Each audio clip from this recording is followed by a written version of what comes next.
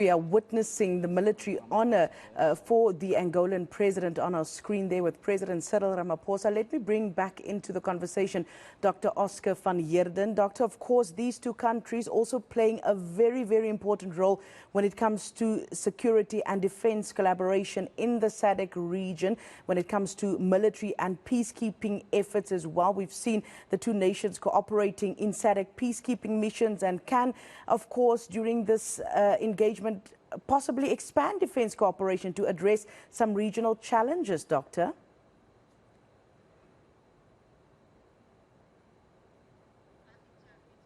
Dr. van Heerden, if you could just perhaps unmute yourself.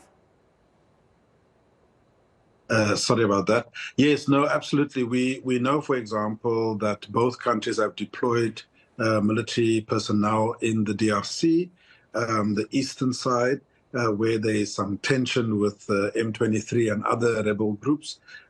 Indeed, they continue to cooperate on a number of peacekeeping and peace-building missions. And it speaks to the relationship between the two countries, not only around trade and industry, but also about trying to address some of the hotspots in the SADC region of the continent. And I think this is why as we can see, all stops are pulled out. This is a formal state visit. And as such, the South African government and the President Ramaphosa is showing the seriousness with which they take this binational commission with Angola.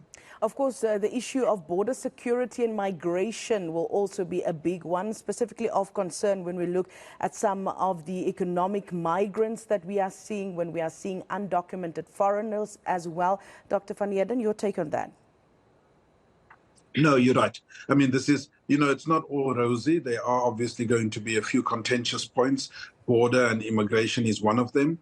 And I think South Africa is addressing this with a number of African countries. It would have been certainly on the agenda with the state visit of the Nigerian president.